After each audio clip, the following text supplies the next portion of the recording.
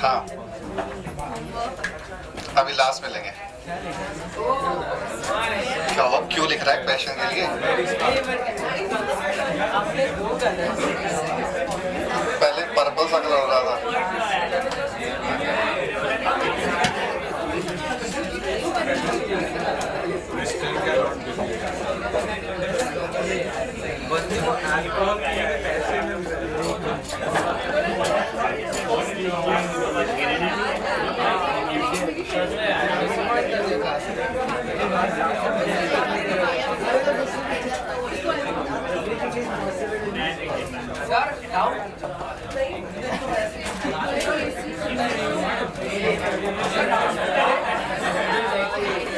Last में लेंगे doubts. 15 से 20 मतलब एक भी नहीं आता मेरे को। इतने पैसे क्यों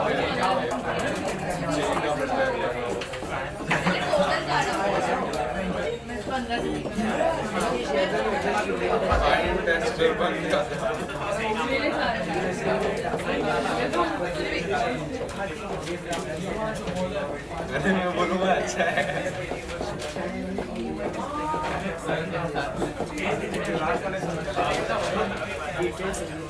बट अच्छा है बोल देंगे।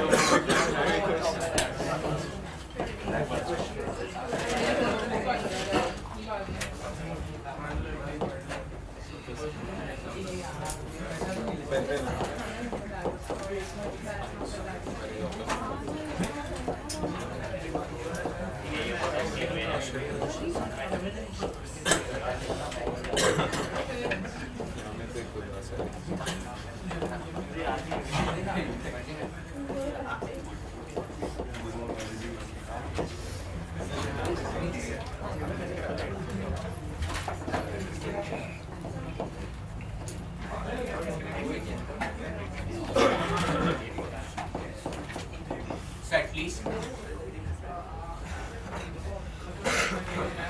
F1 डालो तो और मजा आता है। F1 डालो तो और मजा आता है। No shit.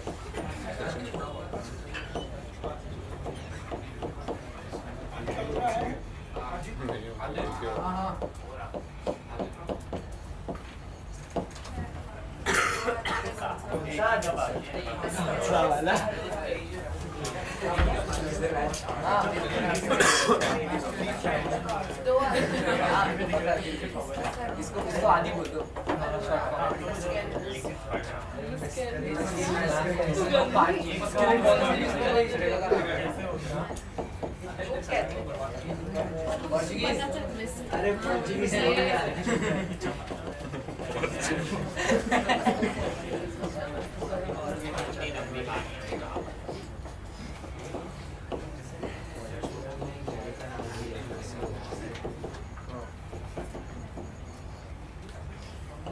Portuguese origin चाहिए। Portuguese origin चाहिए।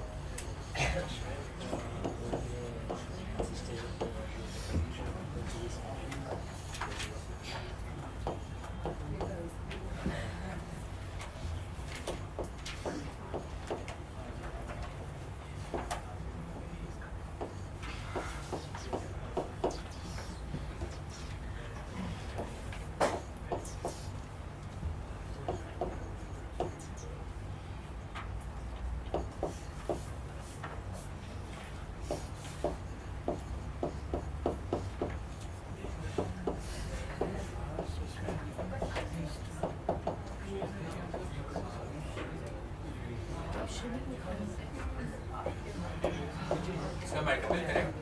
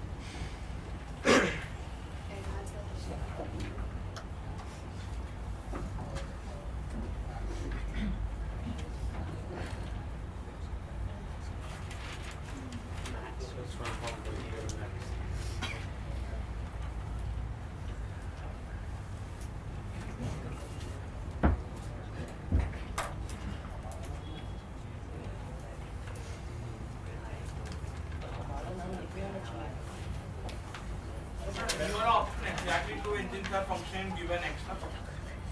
More than one.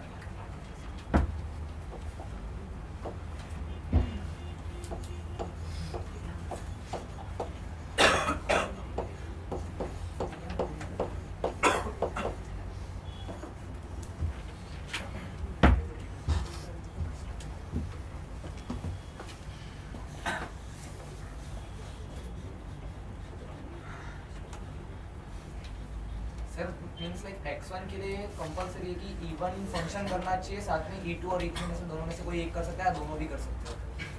कोई दो कंपल्स एग्जैक्टली X1 सिंपली बोल रहा है कि E1 फंक्शनिंग है, पर x तो आपने इसलिए तो डिनोट किया है कि X अलग है, X1 अलग है। का सब पार्ट नहीं है। नहीं, सर ये और क्या X के लिए? हाँ कर सकते हो। इंजन E1, E2, E3 के फंक्शन की प्रोबेबिलिटीज E1 की जैसे हाफ है, E2 की 1/4 है।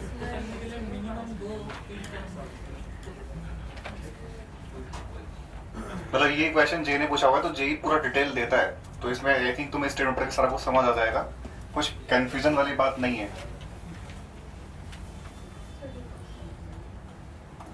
तुक्का नहीं लगाना और बाई चांस वो करेक्ट है। सर तुक्का लगा सर ये तो इनकरेक्ट है। गलत है, एक गलत एक गलत है। गलत है क्यों गलत है? ट्रांसलेशन आना चाहिए। ये तुक्का हाँ। है। तो जीरो हो जाएगा अगर ए अगर अरे ए कंडीशनल है, हाँ, तो भी जीरो कैसे हो जाएगा? अगर सर 1516 है। क्यों? X1 का complement है मतलब X1 कॉम्प्लीमेंट यानी कि X1 तो इंजन यूज नहीं होगा हाँ, और एटलीस्ट दो चाहिए वर्क करने के लिए, तो E2 और E3 फिक्स्ड हो गए।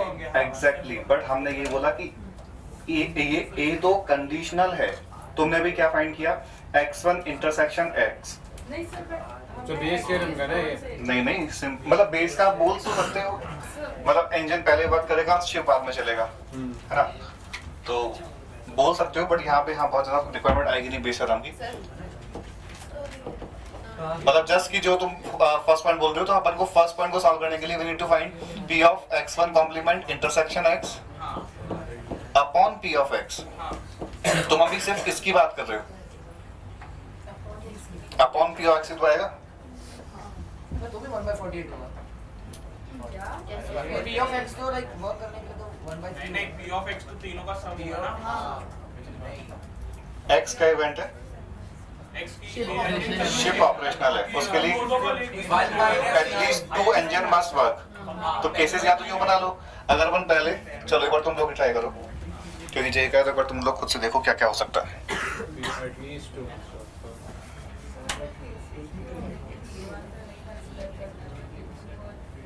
नहीं P ऑफ X तो अपन को चाहिए, हाँ, और अच्छा।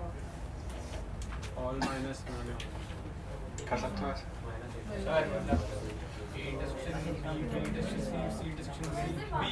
क्या फाइंड कर रहे हो, किस चीज के लिए? P ऑफ X के लिए अगर एटलीस्ट 2 इंजन वर्क करा है तो यानी कि एग्जैक्टली 2 वर्किंग या फिर एग्जैक्टली 3 वर्किंग।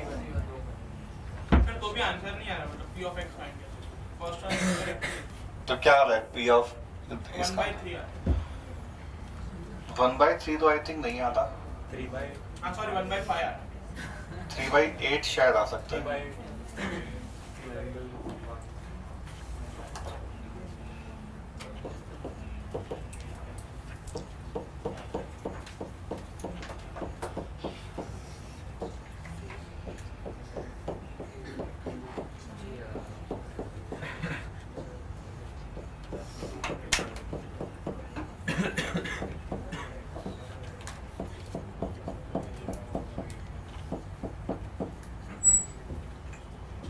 तो इवेंट X के लिए क्या हो सकता है, शिप को ऑपरेशन होने के लिए क्या हो सकता है? या तो तीनों वर्क करें, या फिर फर्स्ट सेकंड वर्क करे और थर्ड ना करे, या फिर फर्स्ट और थर्ड और सेकंड पे बार, या फिर फर्स्ट पे बार। ये 4 केसेस बनेंगे।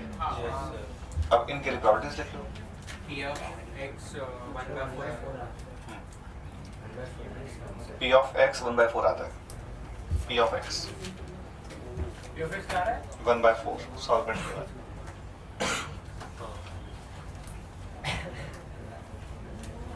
हाँ इवेंट ऐसा भी कर सकते हैं 1/2 into 1/4 plus 1/4 into 1/4 plus 1/2 into 1/4 minus 2 into 1/2 into 1/4 क्या है ये? तूने एक इसमें दो ही नंबर क्यों बोले हैं? 3 एंजन है ना अपने पास। सर मतलब P of A intersection B plus P of B intersection C plus P of A intersection C minus 2 into नहीं, P तो of उसके A अंदर दूसरे intersection B time intersection C 1/4 अच्छा हाँ yes हाँ सही। 1/4 है P of 1/4 हाँ हाँ sir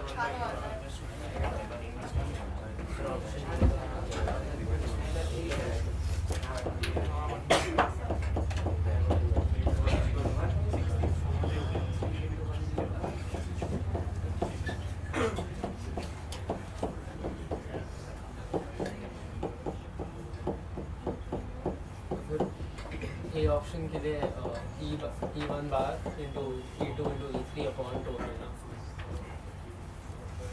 So B is correct. हाँ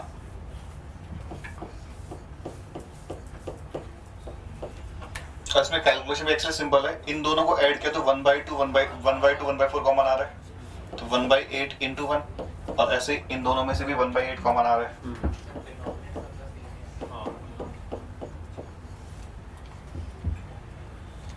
बट अभी क्वेश्चन है P of x कहीं पूछा नहीं है, तो जो A ऑप्शन है उसमें क्वेश्चन ने पूछा है P of x1 complement intersection x upon P of x। Sir D वाला ऑप्शन करेक्ट है।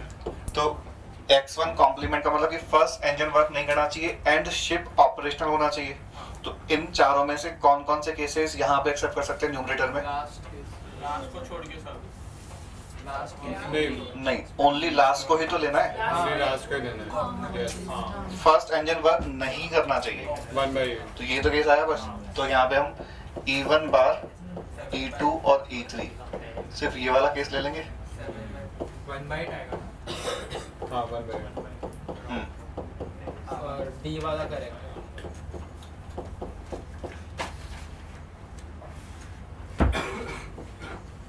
बी वाला करेक्ट है।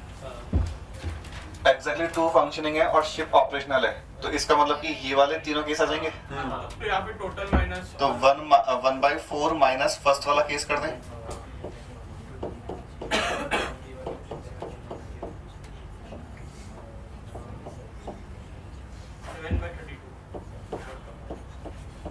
अरे 7/8 हाँ मतलब total So C and D also correct.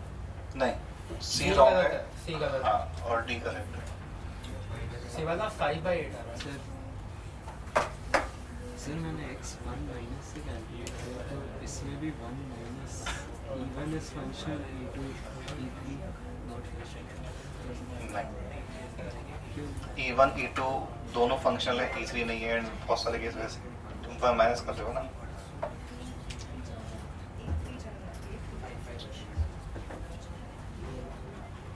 देखना A और B ऑप्शन तो कोई डाउट किसी को? C और D भी बस इसी फॉर्मूले से आ जाएंगे। सेकंड और फोर्थ केस C का जो न्यूमरेटर है वो x इंटरसेक्शन x2 आएगा। That means second engine work करना चाहिए और शिप ऑपरेशनल है।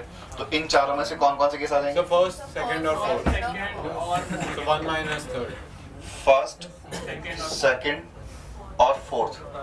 E2 वर्क कर रहा है और इंजन ऑपरेशनल है, तो C वाले ऑप्शन में ये टिक मार्क वाले तीनों केस आ जाएंगे। तो उसको अपन 1/4 माइनस ये नंबर बोल दे। 5/3. C के लिए 1/4 माइनस 1/2 3/4 1/4 और अपॉन में P of x2 आएगा। P of x2 क्वेश्चन ने 1/4 बोल रखा है, 5/32 तो ये क्या आ गया? 5/8 5/8 अपॉन में तो 1/4 है, ओके हाँ अपॉन में P of x2 भी तो आएगा। क्लियर है? कंडीशनल है, हाँ यही वाला फॉर्मूला है। ऑल्दो ए जो ऑप्शन है वो है तो बेस, लेकिन अपन ने P of x फाइंड कर रखा है। बेस में क्या होता है, जो डिनोमिनेटर है वो टोटल वाले टर्म से आता है, वो अपन ने अलग से फाइंड कर लिया। ठीक है, और C और D ऑप्शन सिंपल कंडीशनल है। डी में भी सर डी में आपने हाँ बोलो। और D बोल रहा है कि x1 यानी कि फर्स्ट इंजन वर्क करना चाहिए और शिप ऑपरेशनल, तो कौन कौन से केस आ जाएंगे? 7/6 फर्स्ट, सेकंड, थर्ड, यानी कि लास्ट वाले केस को हटा दें।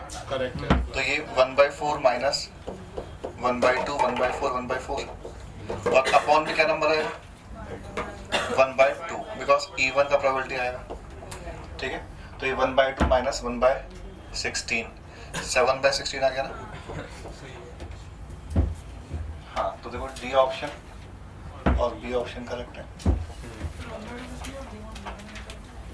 अपॉन में P of x1 आएगा which is 1/2।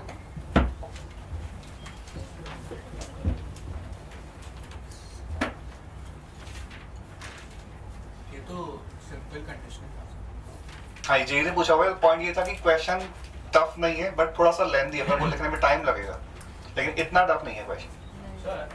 और डी में ऐसा है सिर्फ only x2 and x1 occur या x2 से नहीं, ये तो अगर हम स्टेटमेंट देखेंगे तो ये बोल रहा है कि it is given that second engine is functioning, then we have to find out that the ship is operational. और फॉर्मूले से मैंने इसको ऐसे बोल दिया इसकी तरह कि this is x intersection x2 upon p of x2। x intersection x2 में ये जो टिक है ये वाले तीनों केस आ जाएंगे सर डिनोमिनेटर में 1/2 क्यों लिया? बिकॉज p of x1 आएगा कंडीशनल के फॉर्मूले के अकॉर्डिंग। सो अगर c को अगर इससे कर जाए तो सर ए आराम से बेस नहीं होगा ए वाला। उसी से तो क्या बने ये चारों ही क्वेश्चन में कंडीशनल यूज क्या बन रहे, लेकिन यहाँ पे जो सेकंड वाला पार्ट था, तुम सेकंड बोल रहे हो थर्ड बोल रहे हो? मुझे तो प्रोफेसर थर्ड में हमने कंडीशनल का फॉर्मूला क्या यूज किया? P of x intersection x2 upon P of x2। x intersection x2 ये आ रहा है और P of x2 ये and done with sir first वाला बेस नहीं है बेस है। माइनस बट उसमें तो डायरेक्टली होता है। नहीं, डायरेक्टली नहीं हुआ ना। हमने बेस में क्या होता है कि जो डिनोमिनेटर है वो टोटल प्रोबेबिलिटी से आता है। देखो हमने P of x ये तो फाइंड किया, उसको अपने अलग से फाइंड कर रखा है बस। हाँ चलो वो फॉर्मूला नहीं है। हाँ, टोटल तो अपन डायरेक्टली कर भी सकते हैं। 5/8 चांसेस। ठीक है, तो अगर वैसे देखें कंसेप्ट वाइज तो ये दोनों क्वेश्चंस तो बेस के हैं और ये दोनों क्वेश्चन सिंपल कंडीशन। 0.01 अगर बेस की जरूरत नहीं पड़ती 0.0 इन दिस केस नहीं पड़ी बिकॉज हमने P of x फाइंड कर लिया। सर मैंने P of x 1 माइनस करके सॉल्व किया तो आगे का पूरा ये हाँ, आ जाएगा। आ जाएगा बट उसमें फिर वापस से इवेंट्स भी और केसेस में हाँ, तो ये बेटर है मेथड। इसमें क्या यहाँ से ट्रेड टेबल देख लेंगे कौन सा चाहिए कौन सा नहीं चाहिए। My career as a professional wine taster is going to begin soon. तो उस पे बोलने से गया बस। ये मैट्रेसेस की कंपनीज होती हैं जो कि उनको उनके आप मैट्रेस पे सोओगे तो आप कितने रिलैक्स रहते हो वो चीज़ टेस्ट करने के लिए बस सोने का पैसा देते हैं, तो वो भी एक अच्छा ऑप्शन है। I'll keep that in mind. अरे बड़ी कंपनी है, वो नए नए अगर चेंजेस कर रहे हैं मैट्रेसेस में तो वो चलता रहेगा। क्या ये वाला 1/2 या कौन सा? ये हमने बोला formula is P of x intersection x1 upon P of x1 and P of x1 is 1/2।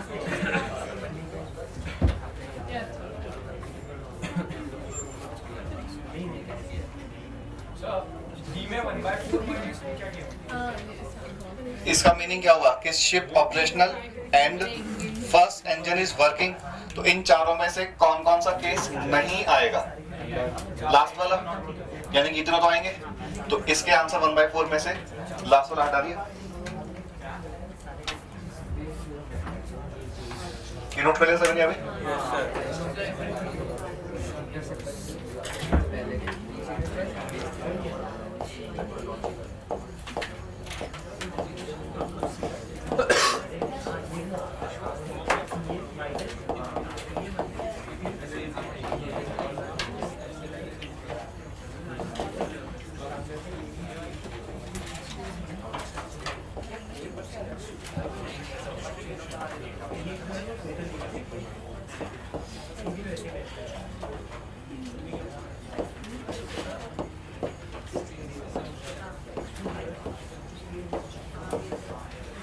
मैंने binomial distribution use किया था like मैंने formula भी test किया। I used it to calculate the probability that Virat. Next है probability distribution. ये हम बाद में जब स्टैटिस्टिक्स पढ़ेंगे तो उसमें है फ्रीक्वेंसी डिस्ट्रीब्यूशन. आई थिंक तुमको थोड़ा आइडिया भी होगा मीन वगैरह का. तो मीन का फॉर्मूला क्या होता है? अच्छा स्टैटिस्टिक्स अलग चलती अगर हम फ्रीक्वेंसी की बात करें तो sigma fi xi upon sigma fi होता है. तो जो वहां पे हम फ्रीक्वेंसी यूज करते हैं उसकी जगह हम यहाँ पे प्रोबेबिलिटी यूज कर लेंगे बस.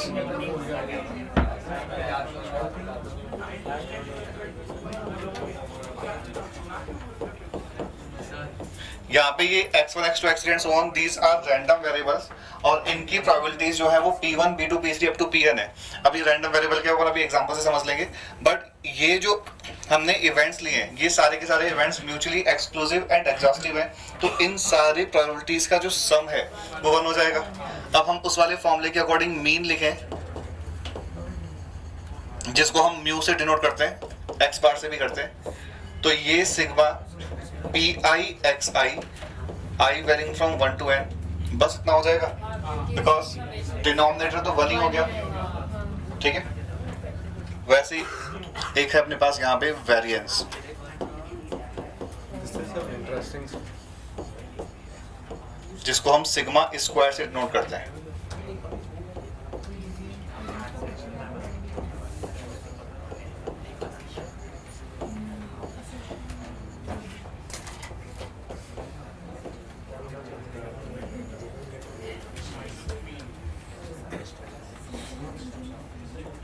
I'm not thinking about doing it for me.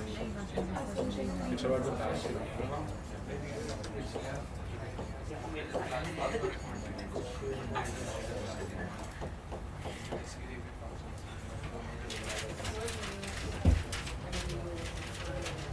Sigma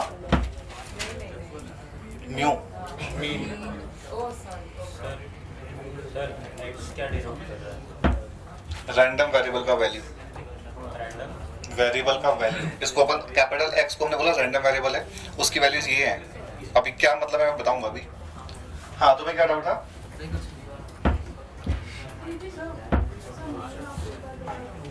mean अभी मैंने ज्यादा कुछ एक्सप्लेन किया नहीं. हमने बोला कि जब हम बाद में स्टैटिस्टिक्स पढ़ेंगे तो उसमें मीन का फॉर्मूला ये है फ्रीक्वेंसी डिस्ट्रीब्यूशन के लिए. और हम बात कर रहे हैं फ्रीक्वेंसी की जगह प्रोबेबिलिटी की. तो बस f के प्लेस पे p आ जाएगा. लेकिन जो डिनोमिनेटर है वो तो ऑलरेडी 1 बोल दिया अपन ने, तो इसलिए अपॉन वाला टर्म नहीं आएगा.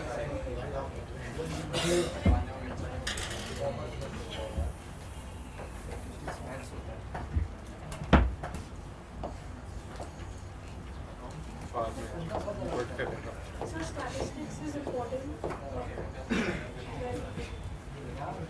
अभी से पहले जो ये डिस्ट्रीब्यूशन है और जो स्टैटिस्टिक्स है वो ओनली जेई मेंस में था.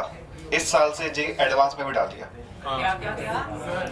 स्टैटिस्टिक्स जो 2023 से, मतलब कि तुम तो एक साल बाद दोगे. तो स्टैटिस्टिक्स वाला जो पार्ट है और जो डिस्ट्रीब्यूशन वाला पार्ट है ये वाला सारा वो ओनली जेई मेंस में था.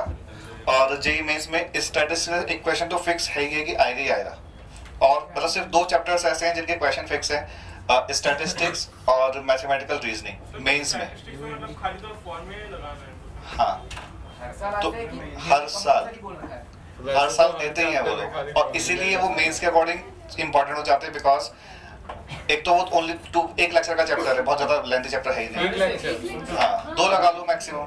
हाँ. Maximum 2 lectures. तो ऐसे ही होगा. 10th में तुमने क्या पढ़ा था? तुमने I think mean mod median पढ़ा था. उसके बाद वेरिएंस पढ़ा था. ये ज्यादा है. Variance, standard deviation, mean deviation और रेंज, मतलब मेथड्स ऑफ दिस क्वेश्चन. तो अभी ये इस साल से जेई एडवांस में भी तो देखते हैं एडवांस वाले इसका इस साल कैसे क्वेश्चंस देते हैं. स्टैंडर्ड डेविएशन इज,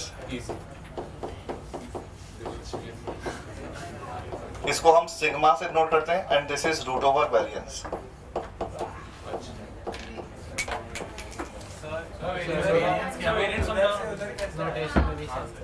मैंने तो अभी कुछ समझाया नहीं है और मैं समझाने का सोच भी देता हूँ. बस फॉर्मूले हैं, फिर तुम बाद में क्या पढ़ोगे. स्टैटिस्टिक्स में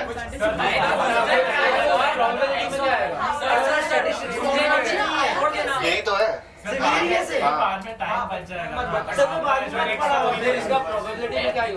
बस वहाँ फ्रीक्वेंसी है, यहाँ प्रोबेबिलिटी है, बस ये है, सारा कुछ सेम है। अच्छा आज एक बार देखना कि चलो एक बार नोट करो। हो गया अब थोड़ा सा देख लो बस। अब तुम्हें एक बार देखो कि इसका रिक्वायरमेंट कहाँ पे आता है। अगर अपने पास आर्टिफिशियल एक ए प्लेयर है, एक बी प्लेयर है, एक सी प्लेयर है, एक डी प्लेयर है। ए प्लेयर के लास्ट 5 मैचेस का जो रन का स्कोर है उसका, वो कुछ ऐसा ले लेते हैं जिससे एवरेज 50 आ जाए। 50, 51, 52, 49, 48। ये तो ए के 5 मैचेस का स्कोर है। बी का मान लिया कुछ बेकार सा 2, 3, 1, 5, 7। हैरी मगवायर सी का मान लिया 1, 2, 3, 4 और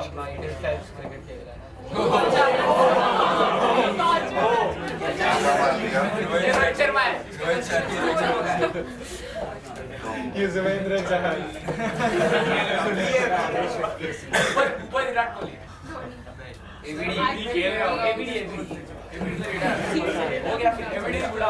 इसका टोटल कितना हुआ?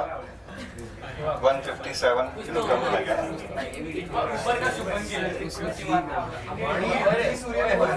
ओ क्या प्लेयर है वो। ये कुछ ज्यादा स्ट्रॉन्ग हो जाएगा। अब कितना हो गया? 257, 280 हो गया। काम बिफोर द स्टॉर्म। सर एक जीरो डाल दो। सर माइनस में डाल। 30 है 36 है डी वाले सेकंड में। कुछ भी मान लो क्या है। तो अपने पास ये 4 प्लेयर्स हैं जिनके लास्ट 5 मैचेस का स्कोर ये है। तुम लोग अपने, और तुम्हें एक ही लेना अपनी टीम में, किसको लोगे? बी को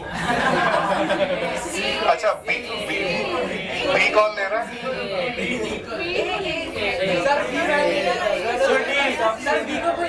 सर मैं डी ले रहा हूँ। अच्छा किसको बिल्कुल तुरंत ही मना कर देना है? तुरंत बी। क्यों बोला ऐसा? क्या क्या मुझे लगा बी में कि हमने जो चेक किया वो उसका एवरेज चेक किया। Average is called central tendency of data. हम सबसे पहले डेटा की सेंट्रल टेंडेंसी चेक करते हैं। इन दिस केस जो मीन है, फर्स्ट वाले का जो एवरेज है वो 50 आ रहा है। इसका कुछ 4-5 रन आ रहा होगा। इसका 50 आ रहा है, इसका भी एवरेज, और इसका एवरेज 50 से ज्यादा आ रहा है। इसका कितना आ रहा है? चलो 60 समथिंग आ रहा है। 66 मान लिया, ठीक है।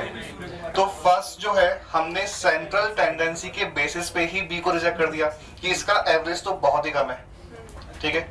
सेकंड, अब ए और सी में से किसे प्रेफर करोगे? ए को प्रेफर करेंगे क्योंकि ये कंसिस्टेंट है, दैट मींस रिलायबल है। एक बार जाएगा तो कुछ स्कोर करके ही आएगा, इसका कोई भरोसा नहीं। समझ आ रहा है? और इसके जल्दी आउट होने की प्रोबेबिलिटी ज्यादा है बजाय 240 स्कोर करने के। ऑल्दो दोनों का एवरेज सेम है, बट स्टिल हमने ए को प्रेफर किया। तो हमने यहाँ पे अब चेक किया कि सेंट्रल टेंडेंसी अगर सेम है तो फिर हम डिस्पर्शन की बात करते हैं कि डेटा में स्कैटरिंग कितनी ज्यादा है। जिस डेटा में स्कैटरिंग ज्यादा होगी वो ज्यादा variable, that means come reliable होगा। तो यहाँ पे स्कैटरिंग ज्यादा है, 1 और 240 तक जा रहा है, जबकि यहाँ पे स्कैटरिंग कम है, तो ये ज्यादा रिलायबल है और ये कम रिलायबल है। यहाँ तक समझ आ गया? डेविएशन कम होगा, राइट? इसका डेविएशन कम होगा, इसका डेविएशन है वेरिएंस कम होगा, और इसका ज्यादा होगा। अभी तक 2 के समझ आ गए कि अगर, लेकिन हमने ये बोला जब दोनों की सेंट्रल टेंडेंसी हमें सेम लगी तो फिर हमने डिस्पर्शन मेजर किया। लेकिन अगर दोनों की सेंट्रल टेंडेंसी अलग अलग है और दोनों का डिस्पर्शन भी अलग अलग है तो फिर दोनों में से किसे प्रेफर करोगे? डी। क्या सेंट्रल टेंडेंसी डिस्पर्शन क्या? Coin toss. नहीं, ऐसे है कि प्लेयर एक्स है, प्लेयर वाई है, सेंट्रल टेंडेंसी और डिस्पर्शन। सेंट्रल टेंडेंसी इसका ज्यादा है और डिस्पर्शन भी इसका ज्यादा है। इसका सेंट्रल टेंडेंसी कम है लेकिन डिस्पर्शन भी कम है। तो सेंट्रल टेंडेंसी के अकॉर्डिंग तो हमें x प्रेफर करना चाहिए और डिस्पर्शन के अकॉर्डिंग हमें y प्रेफर करना चाहिए। लेकिन इन दोनों ही डेटा को कंपेयर करने के लिए अपन फिर क्या यूज करते हैं सबसे लास्ट में, that is called coefficient of variation, जिसमें हम सिग्मा और म्यू दोनों का यूज करते हैं और ये अपन परसेंटेज में मेजर करते हैं। तो हमारा यहाँ पे जो अपन ने समझा वो क्या था कि अगर किसी डेटा का सेंट्रल टेंडेंसी ज्यादा है और डिस्पर्शन कम है तो वो डेटा अच्छा हो गया हमारे लिए। In this case this is called coefficient of variation. अगर सेंट्रल टेंडेंसी यानी कि म्यू बड़ा नंबर है तो ये CV छोटा नंबर हो जाएगा, अगर सिग्मा छोटा नंबर है तो भी CV छोटा नंबर हो जाएगा। तो जिस डेटा का कोफिशिएंट ऑफ वेरिएशन छोटा नंबर आएगा वो ज्यादा डिपेंडेबल या ज्यादा रिलायबल सिस्टम है, जिसका कोफिशिएंट ऑफ वेरिएशन बड़ा नंबर आएगा वो ज्यादा variable, that means less reliable system है। तो अगर दो अलग अलग टाइप के सिस्टम को कंपेयर करना है तो हम ये वाला पॉइंट यूज करेंगे। बट हमने कहा कि सबसे पहला पॉइंट होता है कि सेंट्रल टेंडेंसी, जो अभी अपन ने यहाँ पे मीन बोला है।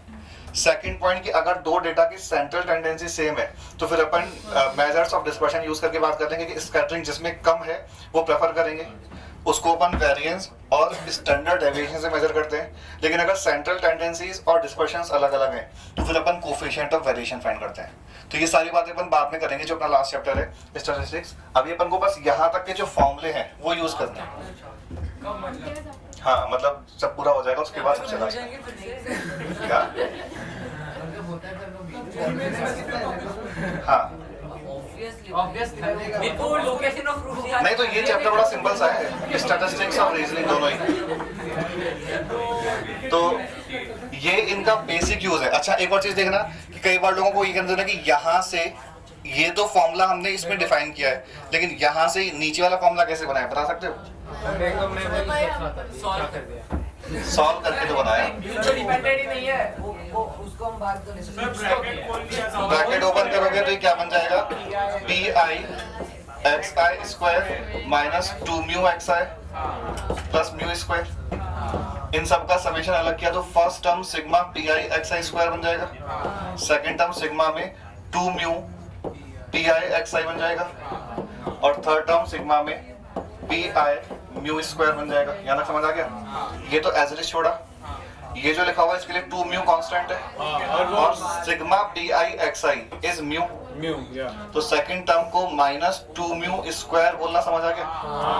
जो थर्ड टर्म है वो उसमें म्यू स्क्वायर बाहर और 1 हो जाएगा, म्यू स्क्वायर बाहर करो सिग्मा PI 1, तो ये वाला कैंसिल होके सिग्मा PI XI स्क्वायर तो अलग समझा सर, और माइनस म्यू स्क्वायर अलग। ठीक है, तो ये इस तरह से बन करके बनने ये सेपरेट किया है म्यू स्क्वायर को। इंटरेस्टिंग। तो अपन को बस ये फॉर्मूला याद रखना है कि mean is summation of PI XI and variance is summation of PI XI square minus mu square. Standard deviation उसका रूट है और ऑलवेज पॉजिटिव होगा। हाँ 1 हो गया ना।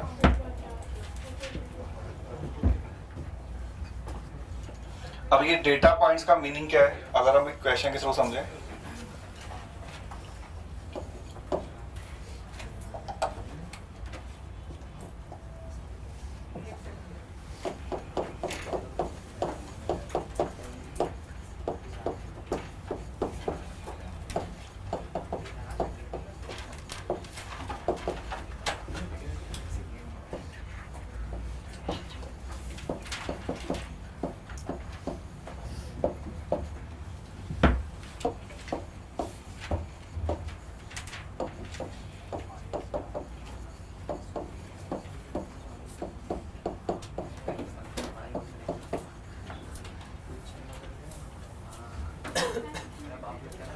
सर डेटा पॉइंट्स को रैंडम वेरिएबल्स बोला था, जो x1 x2 है वो सब रैंडम वेरिएबल। मतलब x रैंडम वेरिएबल है और उस वेरिएबल की values x1 x2 and so on है। अच्छा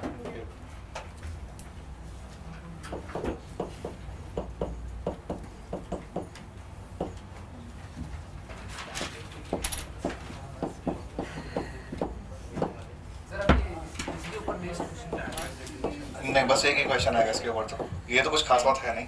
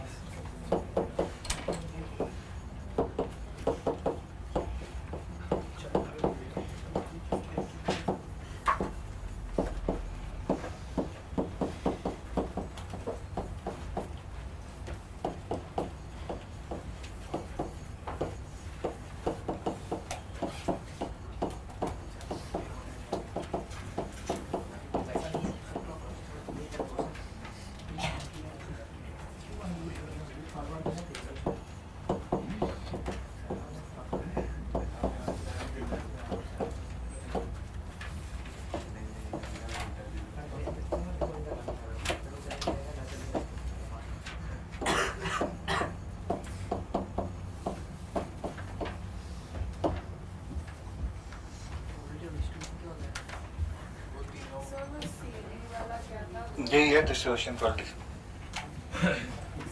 वन की प्रोबेबिलिटी वेरिएशन।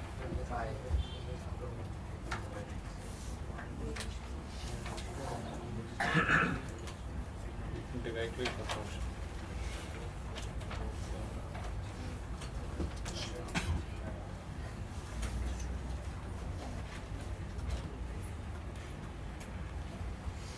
Sir, उसका formula क्या है? Sigma upon mu into 100%। सीखे बॉक्स में आ रहा हाँ, बॉक्स में एंट्रीज दिखनी है सारी। है। हाँ, तो 1/20 और 2/20 1 by 21, 2 by 21, 3 by बोले कि जो नाइस जैसे वन है वो उसके रेशियो में वन के रेशियो में 2 के रेशियो में तो इन सबको ऐड करना रेशियो के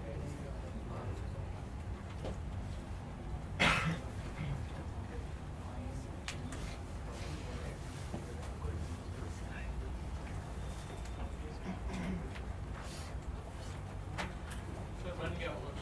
सेकंड 20/21 हम्म,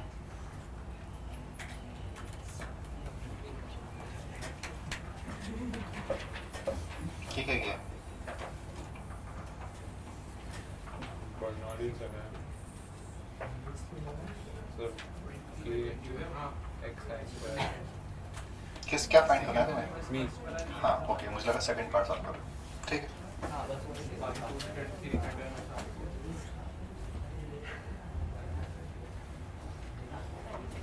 105 by 25.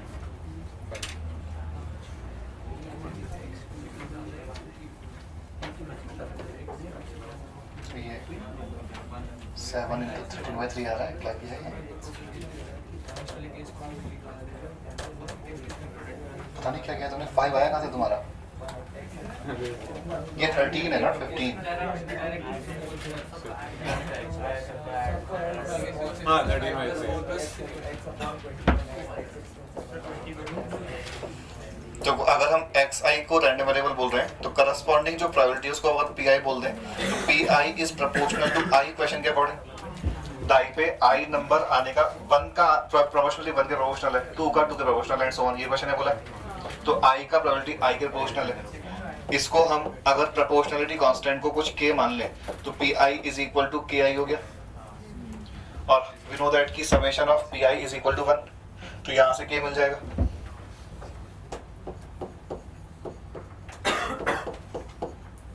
i जो है 1 से 6 तक जाएगा। सब मीन 91/21 हाँ हाँ, 20 तो summation of k i varying from 1 to 6 को 1 बोलना समझ आ गया। यहाँ से k का वैल्यू k तो बाहर आ गया, और इसका समेशन 6 into 7/2 यानी कि 21 हो गया। तो 21 k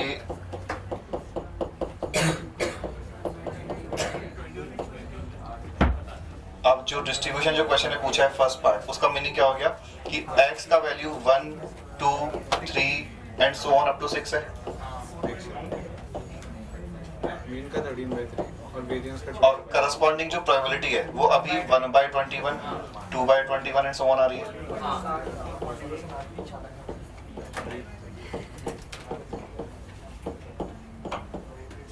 ये तो है फर्स्ट क्वेश्चन का answer, right probability distribution. Sir variance 2 second question p of x greater than equal to 2, तो कौन कौन से केसेस आ जाएंगे? सर 1 के अलावा 1 को छोड़ के सारे 2 3 4 5 6, तो p of x greater than equal to 2 का meaning 1 minus p of x equal to 1 बोल दें।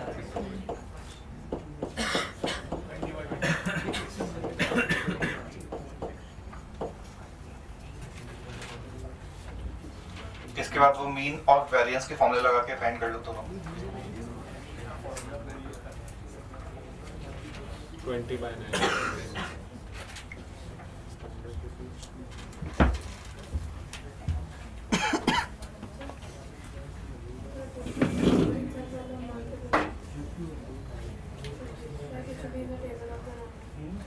मतलब टाइप 1 to 6 आ सकता है। 1 आना 1 की प्रोपोर्शनल है, 2 आना 2 के प्रोपोर्शनल है।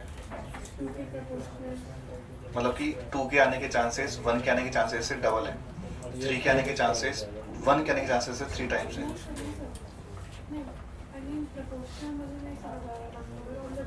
डाई पे आई नंबर आना आई नंबर के ही प्रोपोर्शनल है।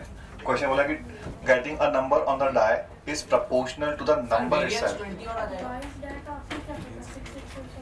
हाँ तो क्वेश्चन तभी तो वो बायस्ड है, तो उसने इंफॉर्मेशन दी है ना अपन को कि ऐसी डाई बायस्ड है वो। इस पे नंबर जो भी आएगा उसकी उसका प्रोबेबिलिटी उसी नंबर के आने की प्रोपोर्शनल है। अगर फेयर डाई होती तो फिर सारे नंबर्स का प्रोबेबिलिटी 1/6 हो जाता ना।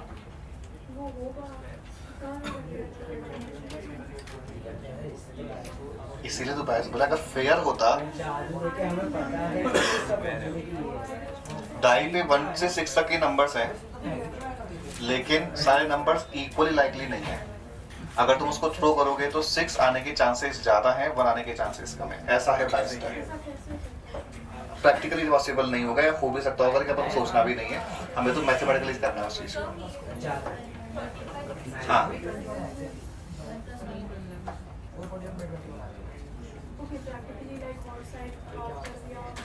हाँ कुछ ऐसा इस पे वो फॉल ना करे।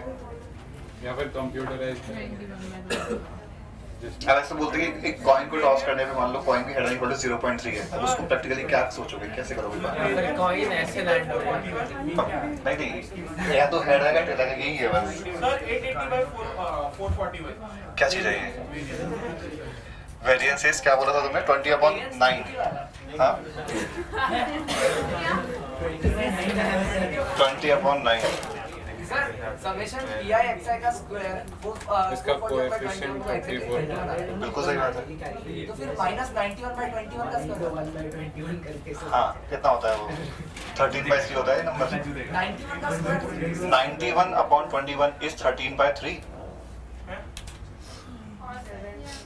अरे 7 से डिवाइड हो रहा है। और 13 का स्क्वायर 169 और 3 का स्क्वायर 9।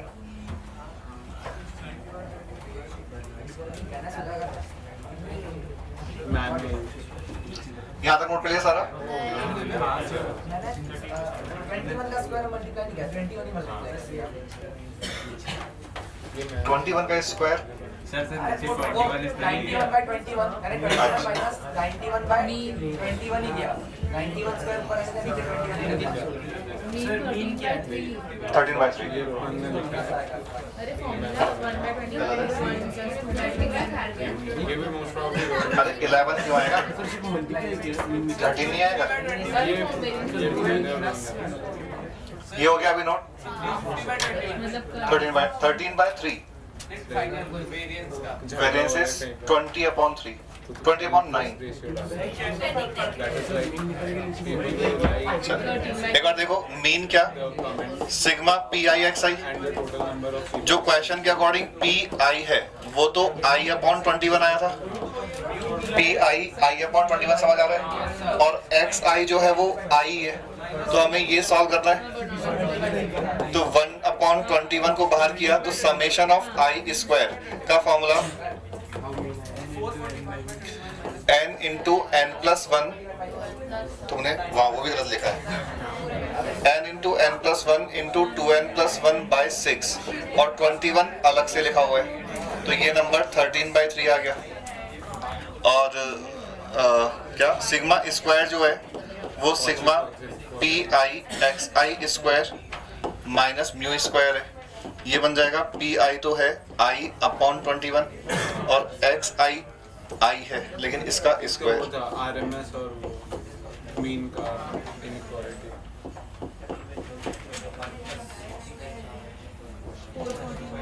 तो समेशन ऑफ I³ का फॉर्मूला। पावर मीन भी हाँ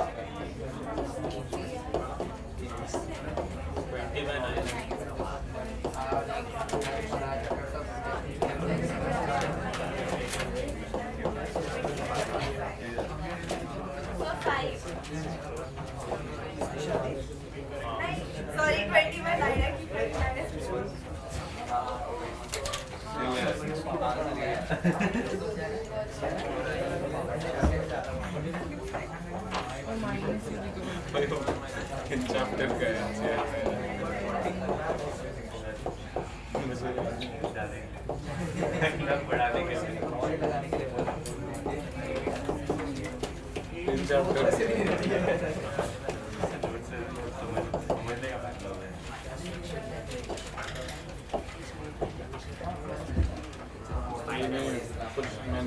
क्वेश्चन से ही होता है। यही आता है।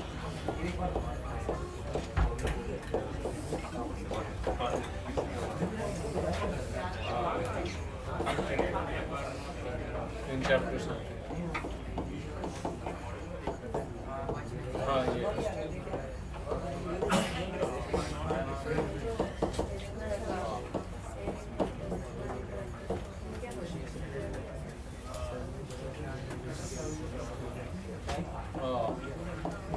दो सर्कल के बीच में से वो सर्कल स्ट्रेट लाइन नहीं आता। पढ़ना पड़ेगा फिर से। नेक्स्ट पैराबोला है फिर इसका हाँ। ऊपर किसी को एक्सिस का आगे 20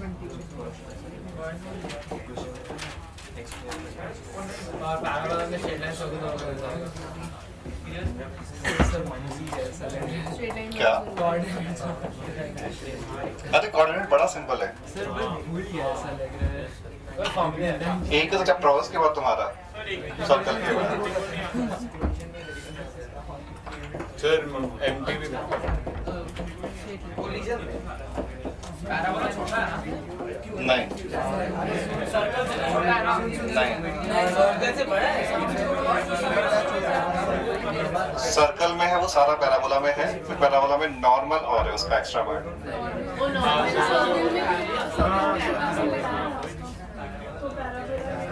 सर्कल फिर से नहीं बढ़ाएंगे। सर वो जो टैंजेंट का था वो सब पैराबोला में भी है ना कि जो x1 वाला है। बिल्कुल सेम। कॉमन नॉर्मल वो हाँ सब ठीक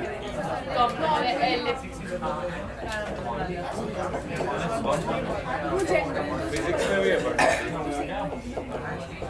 फ्लूइड मैकेनिक्स में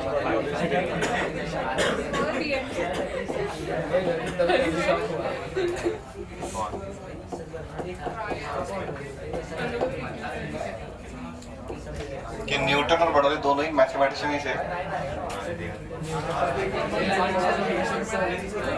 हाँ तो फिजिक्स मैथ्स ही तो है। Sir physics maths and physics is all right but physics and maths is not all right. Sir एक क्वेश्चन देखा तो मैंने एक क्वेश्चन देखा जिसमें ऐसे कैपेसिटर और समथिंग थे और प्रोबेबिलिटी दिया हुआ था स्विचेस का। बड़ा सिंपल क्वेश्चन है। सिंपल क्वेश्चन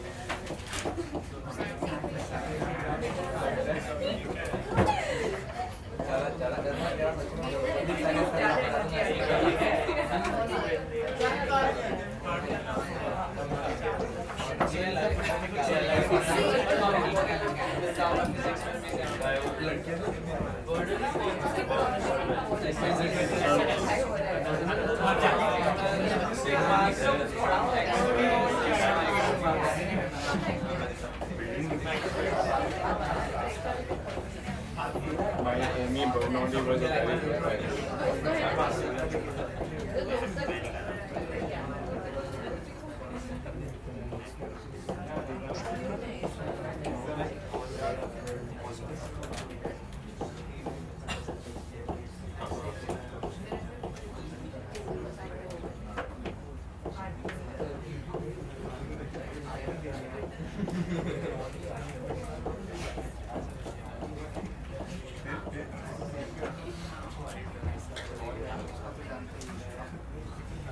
सर हो गया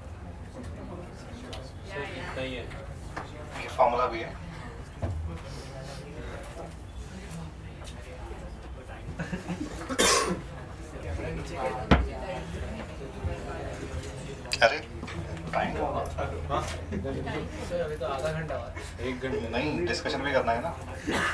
अरे सर वो next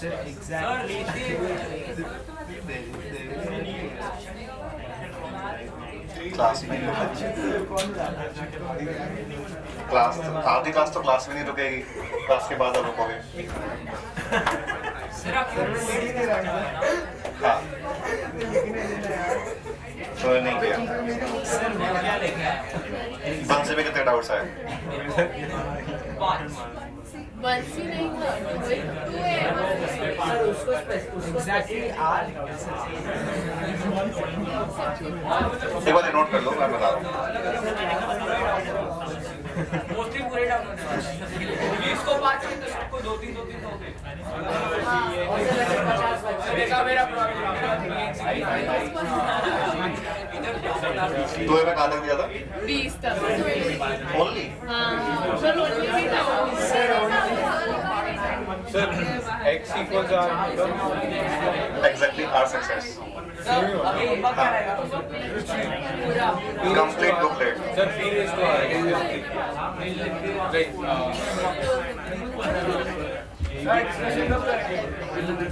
NCR p raised to sir दो NCR ट्रायल है तुम्हारे पास।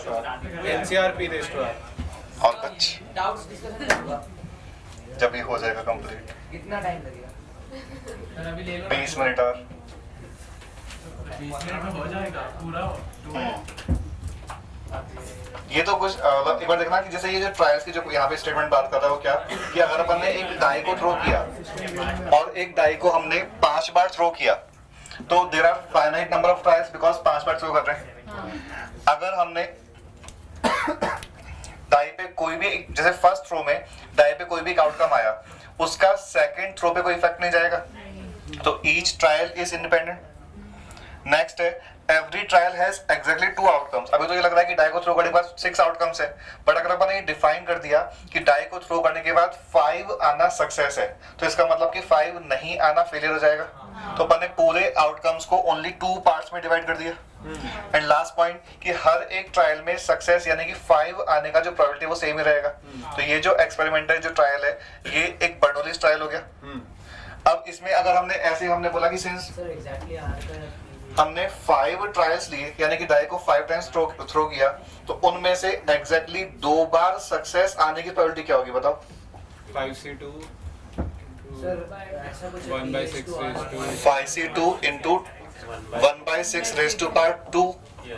लेकिन रिमेनिंग में हमें 5 नहीं भी तो चाहिए, तो उसके लिए 5/6 raised to power 3। ये समझ आता है? उसके अकॉर्डिंग यहाँ पे फॉर्मूला क्या लिख लें आप? NCR p raised to r binomial का फॉर्मूला और q raised to n minus r। e plus q raise to n। जब इस फॉर्मूला समझ आ गया कि n में से अगर एग्जैक्टली r सक्सेस चाहिए तो वो कौन से ट्रायल में चाहिए तो वो सेलेक्ट किया। उन ट्रायल्स में दोनों जितने भी ट्रायल्स हैं उनमें सक्सेस की प्रोबेबिलिटी है सॉरी, और रिमेनिंग जो n माइनस r ट्रायल्स बचे उनमें अपन को फेलियर चाहिए। वो बात अलग है कि p plus q equal to 1 है तो यहाँ पे 1 माइनस p भी लिख ही सकते हो। सर ये बाइनोमियल ये एक्सप्रेशन सिंस बाइनोमियल वाले जनरल टर्म जैसा ही है और हमने बोला भी इसलिए कि बाइनोमियल का जो बेसिक मीनिंग है 2 टर्म्स और यहाँ पे 2 टर्म्स कौन सी हैं? एक सक्सेस एक फेलियर। तो ये इन टर्म्स ऑफ p और q चल रहा है। तो ये इसका फॉर्मूला है।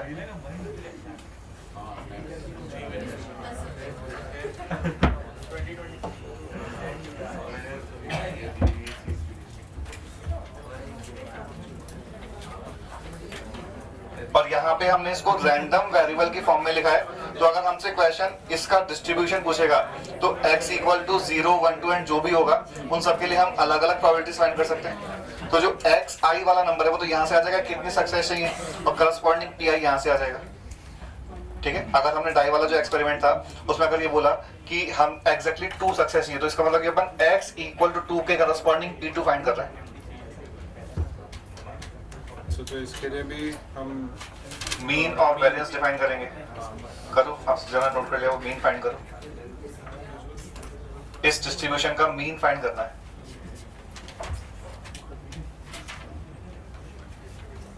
छोटे बच्चे हो गया।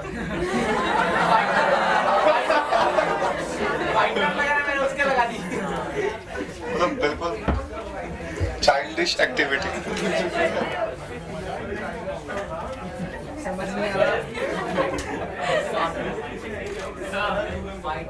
पर यही चीज आप इसके बिना भी तो कर सकते हैं हाँ।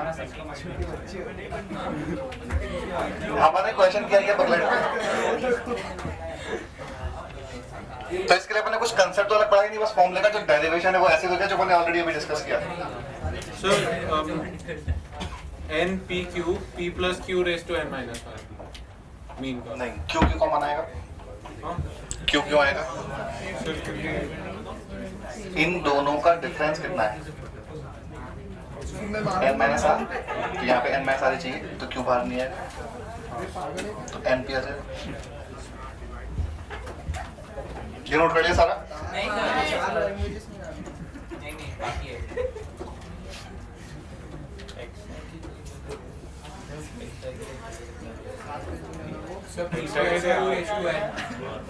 वो तो 1 है हाँ p plus q बना एग्जैक्टली आर सक्सेस वो np आ गया और वेरिएंस npq आ जाता है।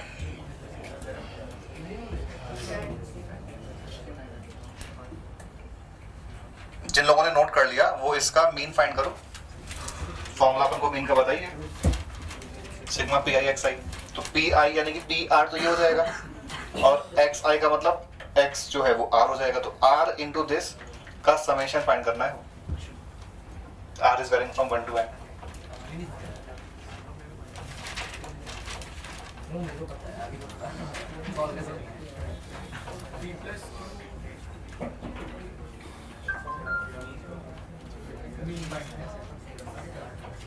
ये सारा नोट कर लिया अभी सभी ने? हाँ सर। एक सेकंड सर।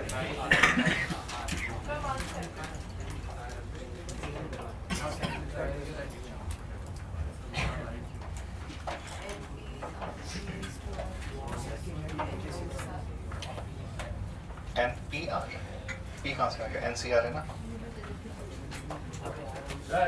हमें मीन फाइंड करना है, तो ये तो प्रोबेबिलिटी हो गई और इनटू एक्स का मतलब यहाँ पे आर हो जाएगा, तो आर इनटू दिस का समेशन फाइंड करना है। हाँ तो समेशन सॉल्व करना है। Sir npq into p plus q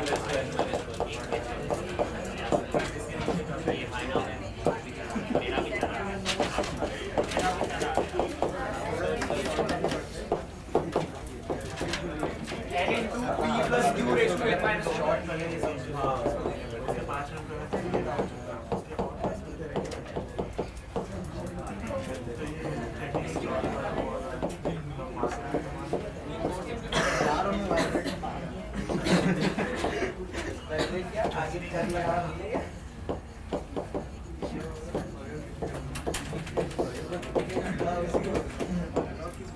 sir npq into p plus q raised to n minus 1 नहीं सिर्फ np आ रहा है।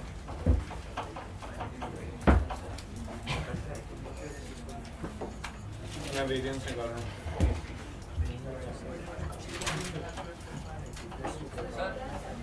-1 क्यों -1 जो हम पढ़ रहे हैं टॉपिक बाइनोमियल प्रोबेबिलिटी डिस्ट्रीब्यूशन।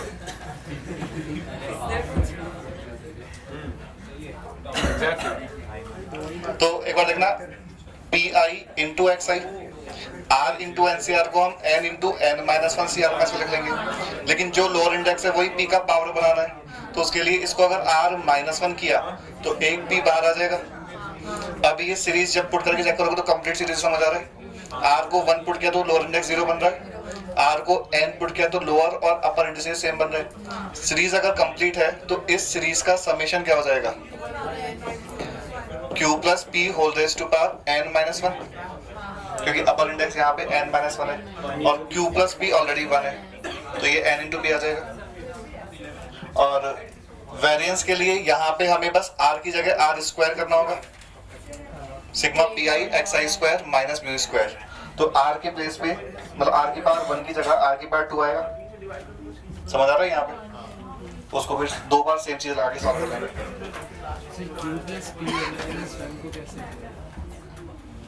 ये तो बाइनोमियल का फॉर्मूला हो गया ना। बाइनोमियल में summation of NCR x raised to power n minus r y raised to power r are Sir. varying from 0 to n. क्या होता है? x plus y की पावर x plus y की पावर Sir, गायब हो गया. sir, उसके variance. पास magical powers थी.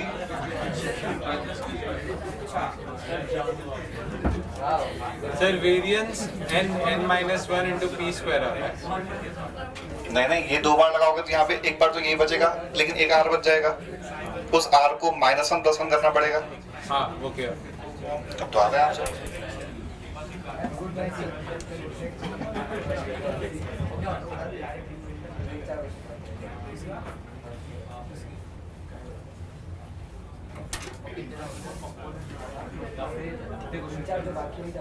n n minus n के बाद क्या किया है?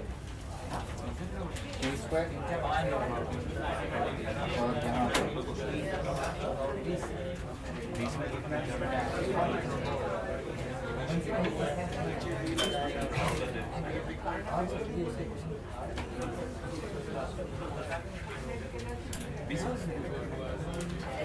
ये NP स्क्वायर आएगा.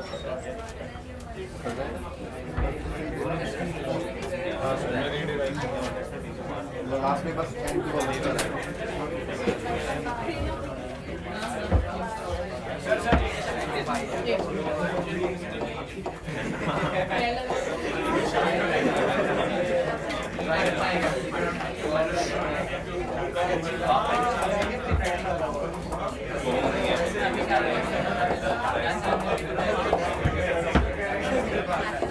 अच्छा सर आ गया. p फैक्टराइज होके 1 minus p कट होगा.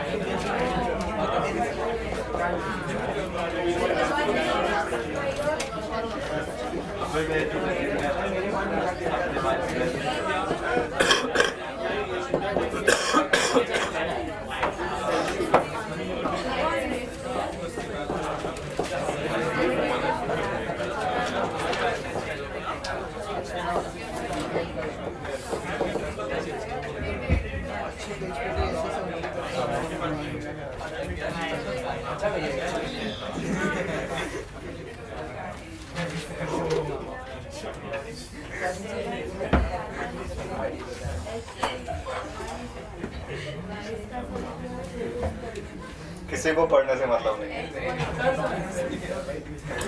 और जो बोल रहे हैं वो तो बिल्कुल ही नहीं है.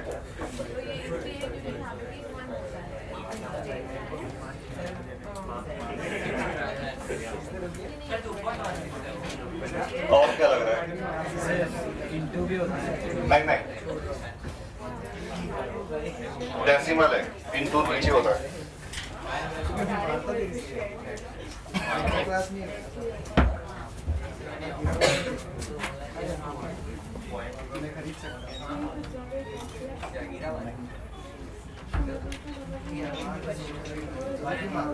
नहीं, ये तो हमने डेरिवेशन किया था. वैसे हमें तो मीन ऑफ बीबीडी एनपी याद रखना है और ये एनपी को याद रखना सीधे ही. बिल्कुल. फर्स्ट इक्वेशन तो NP plus NPQ is equal to 2.16 है.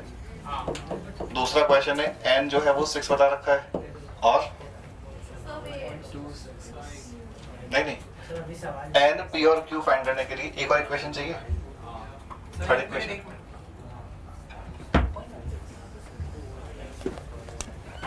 n to 60 होगा.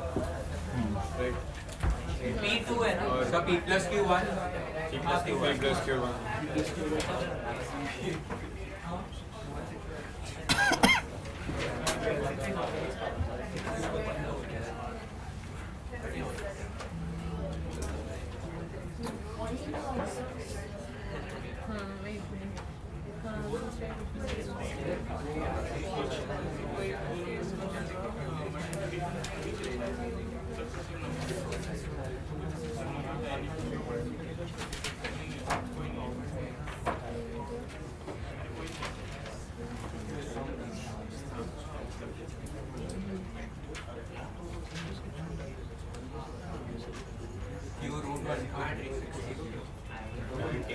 हाँ 0.8 आ रहा है और P 0.2 होगा.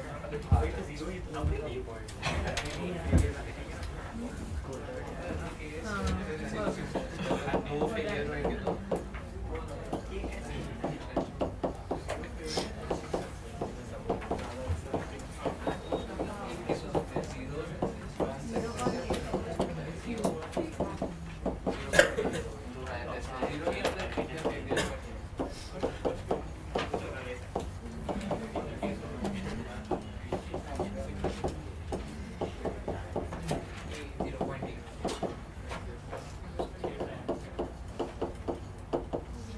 equal to 0.6.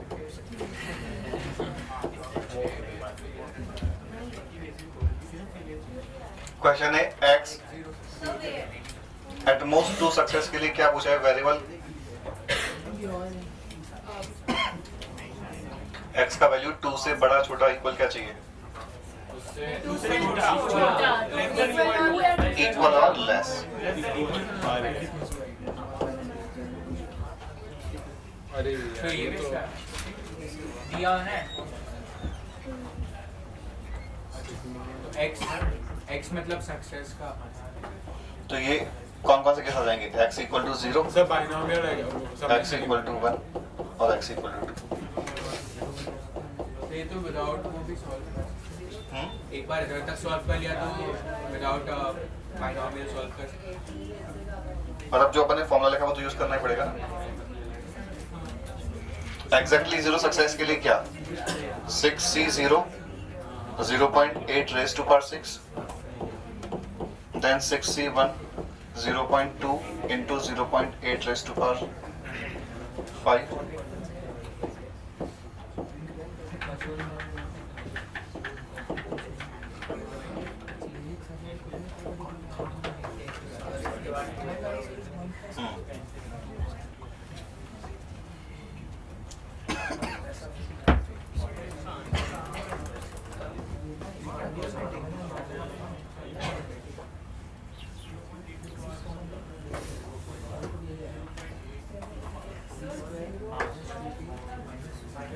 जीरो ट्रायल नहीं जीरो सक्सेस ट्रायल तो 6 ही है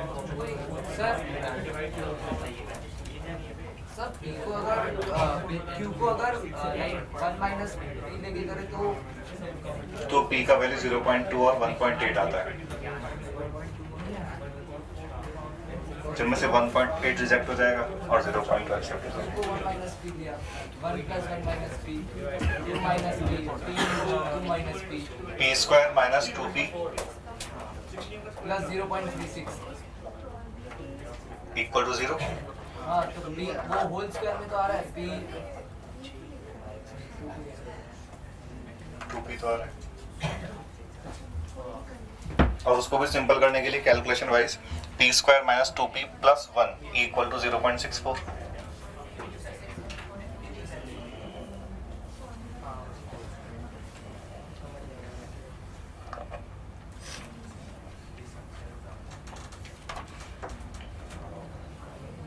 तो इसमें कोई खास टफ चीज बनती नहीं है इस वाले इस टाइप के क्वेश्चन में सर बट p और q मिला तो उसमें से सक्सेस कौन सा फेलियर कौन सा P success, Q failure. हमने ये तो डिफाइन कर रहा है स्टार्टिंग में हमने p और q तो हमने माना है क्वेश्चन थोड़ी बताया है तो हमने कौन सा माना है जो हमने स्टैंडर्ड यूज कर रखा है लास्ट पेज पे सक्सेस के लिए p एंड फेलियर के लिए q सर 563.2 by 625 सर ये लास्ट पार्ट में तो px ये वाला फॉर्मूला यूज किया तो ये तो यूज किया फॉर्मूला p पता है q पता है n पता है और इन दिस केस r 0 है r 1 है r 2 है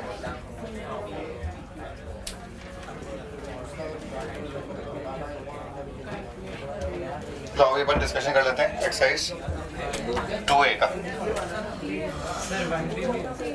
1b में क्या है हाँ प्रायोरिटी अपना कंप्लीट है और नेक्स्ट क्लास का जो होमवर्क है 1C ओनली नहीं. Chapter 3. Ice plus 1C. उससे ज़्यादा मत करना. अरे 2 हो चुका है. अरे वो 40 अरे बाप रे सर अभी के डाउट तभी ले लो.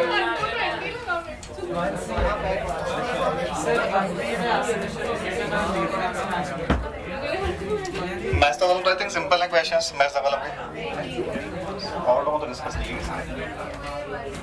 देख लेना कितने लोगों ने 2A कर रखा है 1 to 20. 1B के लास्ट वाले कर रखे हैं मैथ्स का कॉलम और असल से रीजन वाले. बड़े बच्चे. कुछ भी नहीं कर रखा है.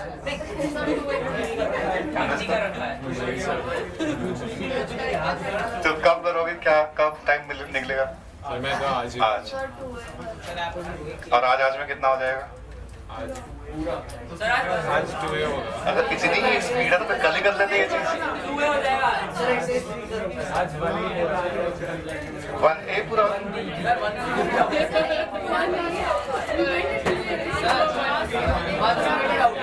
पर हमने तो 2A का बोला था. बहुत है उसमें. ये नोट कर लिया सबने.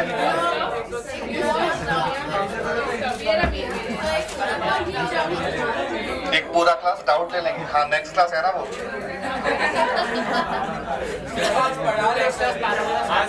नहीं नेक्स्ट क्लास पैराबोला शुरू नहीं करेंगे. हार्डली 10-15 या 20 मिनट तक अपन पढ़ने के कुछ क्वेश्चंस करेंगे और रिमेनिंग डाउट. चलो अभी डाउट अभी क्वेश्चंस कर लेते हैं बाद में डाउट.